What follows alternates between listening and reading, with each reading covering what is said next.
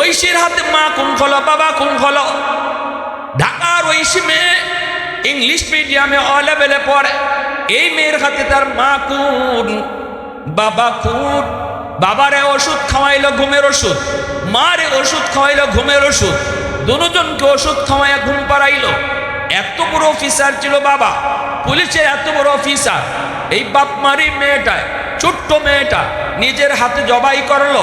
একটাই কারণ, যেই সময়টাতে তারে ধর্মীয় শিক্ষায় শিক্ষিত করার কথা, যেই সময়টাতে তারে ধর্মীয় বিধিবিধান দেখাইবার কথা, যেই সময়টাতে তারে আল্লাহর ভয় শিখাইবার কথা, এই সময়টাতে তারে শিখাইছি না। ছোট্ট থেকে বড় হয়েছে উশৃঙ্খলভাবে, বাপ মায় তারে বিজাতীয় কালচারে বড় করছে। যার কারণে এই মেয়েটা উপযুক্ত হওয়ার পরে মদ খায়, গাঞ্জা খায়, ইয়াবা খায়, ট্যাবলেট খায়। রাতের বেলা এক বন্ধুর সাথে থাকে, আরেক রাত আরেক বন্ধুর সাথে থাকে। বাপ মার নজরে যখন পড়লো, এই টাইমে বাপ মা তারে ফিরাইতে চাইলো। এখন তারে পর্দার ভিতরে হারাইতে চায়। এতদিন পর্দা বুঝায় না, এখন তারে পর্দার আইন করে, পর্দার জন্য চাপ দেয়, ঘরে থাকার জন্য চাপ দেয়। আদেশ দিতে গিয়া অ্যাকশনের জায়গায় রিয়াকশন হইছে। ঠিক না নি? সময় মতো না দিয়া অসময়ে দিবায়, প্রেশার দিবায়, তখন অ্যাকশনের জায়গা রিয়াকশন হইব। ঠিক না? দেখবে অঘটন ঘটে গেছি, ওই ছেলে নাই নিলে মেয়ে নাই, যদি সময় মতো না দেয়। এজন্য শিশুকালটা আমার সন্তানে অনেক গুরুত্বপূর্ণ একটা সময়। এই সময়টাতে বাপ মা তার জীবনের প্রথম শিক্ষক, ঘর হলো তার প্রথম বিদ্যালয়। ঘরের মধ্যে তুমি যা দেখাইতেছো, যা শিখাইতেছো, যা শোনাইতেছো, সব কিন্তু তার অন্তরের মধ্যে বইতেছে, মেমোরির মধ্যে সব কিছু রেকর্ড হয়ে থাকতেছে। বড় হলে পরে কিন্তু সে এগুলাই সাপ্লাই দিব। শিশুকালে যা দেখছে এটাই কিন্তু সাপ্লাই দিব। এজন্য আমার বাবা শিশুকালে আমার সালাম শিখাইছেন। আমার বাপ মা আমাদেরকে, আপনাদের অনেকেরই এখানে আছেন, এক জমানায় আমরা দেখছি, আমাদের জমানায় শিশুকালে মা ঘুমাইতে গেলে ঘুমের দোয়াটা মা শিখাইছে। ঠিক না নি? খাইতে বসলে বা খাওয়ানোর দোয়াটা বাবা শিখাইছে। ঘর থেকে বের হওয়ার দোয়া বাপ মা শিখাইছে। ঘুমাইতে গেছি কালেমা মা শিখাইছে। সূরা ফাতিহা মা শিখাইছে। কুল হু আল্লাহ সূরাতুল কাউসার, কুল হু আল্লাহ সূরা ইন্না আতাইনাকাল কাউসার, ছোট ছোট সূরা বাপ মা শিখাইছে। মাতুন না লাগে। ঘরের ভিতরে সন্তানকে মা শিখাইছে, বাবা ডান হাতে খাও। কি হয়? আল্লাহ খুশি হয়। বাচ্চা জিজ্ঞাসা, মা আল্লাহ খুশি হইলে কি হয়? বাচ্চারা বেশি বেশি প্রশ্ন করে। মায় কইছে আল্লাহ খুশি হইলে জান্নাত মিলে। বাচ্চায় কইব আম্মা জান্নাত কারে কয়? মা তখন শিখাইছে মরণের পরে শান্তির ঠিকানা, যেখানে তুমি যা চাইবা আল্লাহ তোমারে তা দিব। এই যে অল্প কথা আপনার সন্তানের কলিজায় জান্নাতের পরিচয় ঢুকায় দিছেন, এই পরিচয়টা মরণের আগ পর্যন্ত সে ভুলবে না। কলিজার ভিতরে বসে গেল, কলিজার ভিতরে আপনি বসায় দিলেন রে যুবক। এজন্য বলি, শিশুকালটা ঘরের ভিতরে বাচ্চা যখন থাকে মাদ্রাসা বা স্কুলে ভর্তি হওয়ার আগ পর্যন্ত, এই সময়টা বাপ মা অনেক কেয়ারফুল থাকবা। সন্তানকে উল্টা পাল্টা দেখায়ও না, সন্তানকে উল্টা পাল্টা শোনায়ও না। আমার আব্বা আমারে সালাম শিখাইছেন। আমার আব্বা একজন জেনারেল শিক্ষিত মানুষ, সরকারি একজন ডাক্তার, সরকারি হাসপাতালের ডাক্তার, বর্তমানে রিটায়ার্ড। আব্বা কিন্তু একজন জেনারেল শিক্ষিত। সবাই আমাদের ফ্যামিলি সবাই জেনারেল শিক্ষিত। আমার ভাইটা ইমিডিয়েট আপন ছোট ভাই আমার, বর্তমানেও সে আইন উপদেষ্টা, আসিফ নজরুলের একান্ত সচিব, আমার আপন ছোট ভাই। সবাই হলো এই লাইনে, সবাই শিক্ষিত, সবাই জেনারেল লাইনে শিক্ষিত। আব্বা আমারে সালাম কালাম শিখাইছেন। কারণ যদিও আমার আব্বা জেনারেল শিক্ষিত, কিন্তু সম্পর্ক ছিল উলামায়ে কেরামের সাথে।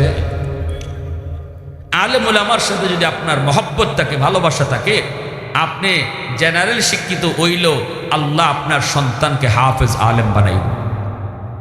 আর আলেমদের প্রতি যদি আপনার অন্তরে বিদ্বেষ থাকে, মাদ্রাসার প্রতি আপনার ধারণা যদি খারাপ থাকে, আপনি সন্তানের পিছনে লাখ লাখ কোটি কোটি টাকা ব্যয় করতে পারবেন, কিন্তু আল্লাহ আপনার সন্তানকে হাফেজ আলেম হিসাবে কবুল করবে না। এটা লিখকে নেন গা, লিখকে নেন গা, লিখকে। আমি সাইন দিতে রাজি আছি। আর যদি মহব্বত রাখেন, ভালোবাসা তাকে, দিল থেকে ভালোবাসেন মাদ্রাসাকে, উলামায়ে কেরামকে। আল্লাহ আপনার আওলাদ থেকে হাফেজ আলেম কবুল করুন। আল্লাহু আকবার, জোরে করুন। প্যারে হাত 10-এ আদান করে, আদান ফন্ডত না।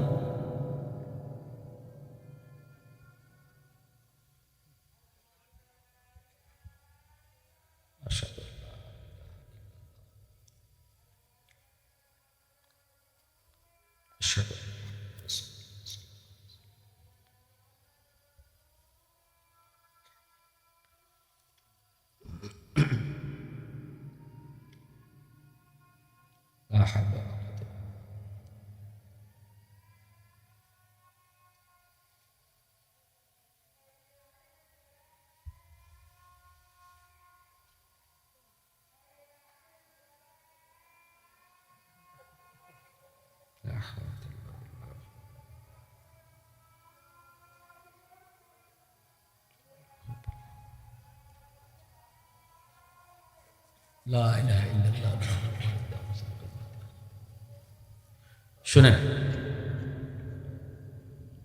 ওকে ঠিক আছে, আলহামদুলিল্লাহ। শুনেন, আব্বার পাশে আব্বার একজন বন্ধু বসা। আমি এই রুম থেকে ওই রুমে, আব্বার রুমে গিয়ে ঢুকছি, সালাম দিইনি। বাচ্চারা একটু ভুল করতেই পারে, মাঝে মাঝে ভুল হয়নি না হয় না। আমি কিন্তু সালাম জানি, আব্বাই সালাম শিখাইছেন।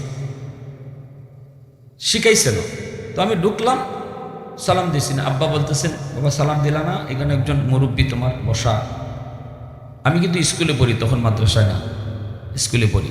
কেন পড়তাম স্কুলে, এটাও বলতেছি আমি শেষে। তো আমি সাথে সাথে বলছি আসসালামু আলাইকুম রহমতুল্লাহ। আমার আঙ্কেল যিনি বসা, ইনি ওয়ালাইকুম আসসালাম জবাব দিয়ে আমার মাথায় হাতে এটা দিয়ে কইতেছে, বাবা তুমি বেঁচে থাকো, দোয়া করি, খুব খুশি। কিন্তু আব্বা খুশি না। আমার আব্বা বলতেছেন, বাবা তোমার এই সালাম আমি নেব না, তুমি রুম থেকে বের হও। রুম থেকে বাইরে আর এই রুমে আবার ঢুকবায়, সালাম দিয়ে ঢুকবায়। এটি হলো আমার শাস্তি, সালাম ভুললে যাওয়ার কারণে শাস্তি। তো আমার আঙ্কেল বলতেছে, ভাই বাদ দিয়া দেন, ছোট মানুষ বুঝে না, সালাম তো দিছে। আব্বা তখন বলছেন, বাবা ভাই এখন যদি তার এই সালামটা আমি নেই, তাহলে সারা জীবন ইয়াদ থাকবে না। আর যদি রুম থেকে বাইর করাই, আবার সালাম দিয়ে ঢুকাই, এটা মনে থাকবে সারা জীবন। ওই যে আমি রুম থেকে বাইরে ছিলাম, সালাম দিয়ে আবার ঢুকছিলাম, 35 বছর আগের ঘটনা এখনো ইয়াদ আছে।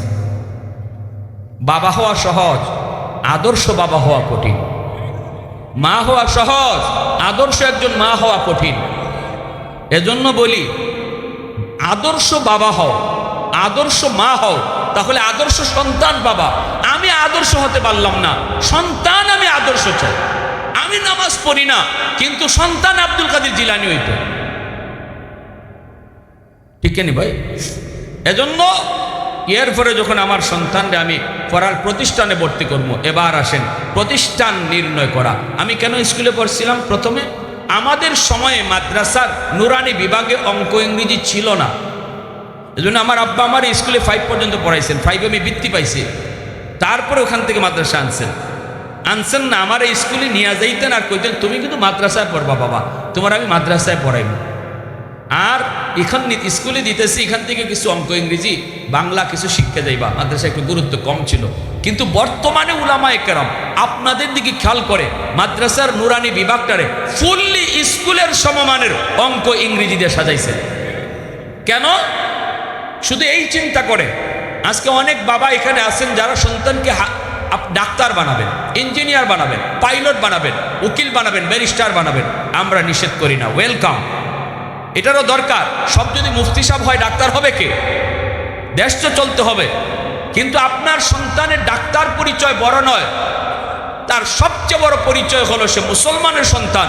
এজন্য সবার আগে তার মুসলমানের সন্তান বানাও, আগে তারে মুসলমানের বাচ্চা বানাও। মানুষের বাচ্চা জন্ম নিলেই মানুষ হয় না, তারে মানুষ বানাইতে হয়।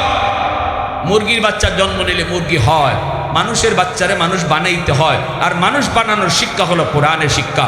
এটাই আল্লাহ পবিত্র কোরআনে সূরাতুর রহমানের শুরুতেই কথা বলছেন, কোরআনের শিক্ষার দ্বারা সন্তান মানুষের সন্তান হয়। ঠিক কিনা জোরে বলেন? এজন্য আমার সন্তানের লেখাপড়া শুরু হবে আল্লাহর পরিচয় দিয়া, একদম বাগদম গুড়ারদম সাজে শিখায়া সন্তানের পড়ালেখা না, পড়ালেখা শুরু হবে আল্লাহর পরিচয় দিয়া। যদি আমার সন্তানকে আমি আল্লাহর পরিচয় শিখাইয়া আখেরাতের ফিকির কলিজায় দিয়া আমার নবীর আদর্শ তারে বুঝাইয়া তারে আমি হাই স্কুলে ভর্তি করি, কলেজে পড়াই, ইউনিভার্সিটিতে যায়, সন্তান কোনোদিন বাপমার সাথে বেয়াদবি করবে না, সন্তান কোরআনের বিরুদ্ধে কথা বলবে না, নাস্তিকদের কাছে গেলেও নাস্তিক হবে না, কোরআনের পক্ষে আওয়াজ উঠাবে। এজন্য শিশুকালের লেখাপড়াটা অতীব জরুরি, একটা কঠিন সাবজেক্ট, একটা গুরুত্বপূর্ণ সাবজেক্ট। আমার সন্তানের শিশুকালের লেখাপড়াটা কোথায় হচ্ছে? শিশুকালের লেখাপড়াটা করাবো মাদ্রাসা থেকে করাবো। যদি আমি পড়াই তাহলে আমার সন্তান ডাক্তার হলেও মানুষের বাচ্চা হবে, আদর্শ ডাক্তার হবে, ডাকাইতই তো না। আর যদি আল্লাহর পরিচয় তার দিলে না ঢুকাইয়া আখেরাতের বুঝ তার কলিয়ে না দিয়া ডাক্তার বানাই, ডাক্তার হইতো না, আওয়ারের ডাকাইতে হইব। সিজার লাগে না হইব সিজার করো, টেস্ট লাগে না একটাও হইব 10টা করো। তা তুমি মরো আর বাঁচো, ভালা পজিশনে আছে বাচ্চা, ডাক্তারে জানে সিজার লাগবে না, এরপরে কয় না সিজার করতে হইব।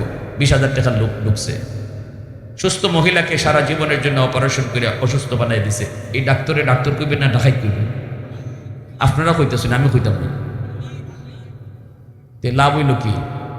একমাত্র কারণ ডাক্তার হইছে, মানুষ হইছে না। এজন্য আল্লাহ কয় আগে সন্তানকে মানুষ বানাও। আপনাদের এলাকার জন্য এই মাদ্রাসা হাজিপুর লরিপুর এফ রহমান হাফিজিয়া মাদ্রাসা, সুন্দর পরিবেশ, আমার মন জুড়াইছে প্রতিষ্ঠানের পরিবেশ দীক্ষা এবং বাচ্চাদের পড়ালেখা শুনলাম, তাদের যে প্রতিযোগিতা, তাদের যে কিছু প্রশিক্ষণ হয়েছে এটাও দেখলাম, মন জুড়াইছে। ভালো করে ইয়াদ রাখবেন, শেষ কথা, আমার সন্তান বাপমার কাছে আমানত। যদি ধর্মীয় শিক্ষায় তারে শিক্ষিত না করেন, আমি আপনারা বলি না যে মুফতি সাহেব বানান, এটা বলবো না। যদি মন চায় আপনি আলেম বানাইতে, আলহামদুলিল্লাহ, নূরুন আলা নূর। আর যদি আপনি বলেন যে না আমি আলেম বানাবো না, তবে অসুবিধা নাই। অসুবিধা আমার এক জায়গায়, যদি সন্তানকে মুসলমানের শিশুকালে না শিখান, মক্তবে পড়াইলে মুসলমানের শিক্ষা হয় না। 5 বছর মিনিমাম নুরানি মাদ্রাসায় পড়াইতে হবে। কলিজার ভিতরে আল্লাহর পরিচয় পাথরে খোদাই করে লিখে দিতে হবে। আখিরাতের বুস্তার কলিতায় ঢুকাইতে হবে। আমার নবীর আদর্শ তারা জানাইতে হবে। মক্কা মদিনা দেখাও, ওই দেখা যায় তাল গাছ দেখায় লাভ নাই, তারা মক্কা মদিনা দেখাও, কলিজায় মক্কা মদিনা ঢুকো, নবীর রওজা দেখো, খানায় কাবা দেখো। এই শিক্ষা কলিজায় নিয়া তারপরে সে জেনারেল শিক্ষায় শিক্ষিত হোক, আদর্শ সন্তান হবে, আদর্শ বাবার আদর্শ সন্তান হবে। রাজি আছি না ইনশাআল্লাহ? আমার ভাইয়েরা, বন্ধুরা, পরিশেষে আপনাদের কাছে এই প্রতিষ্ঠানের জন্য সর্বাঙ্গীন মঙ্গল কামনা করি, আল্লাহর কাছেও চাই। আর এই প্রতিষ্ঠানের জন্য আপনারা একটু সহযোগিতা যদি করেন, আমি মুসাফির হিসাবে নগদ যদি 500 টাকা, 1000 টাকা কারো সাধ্য থাকে, মা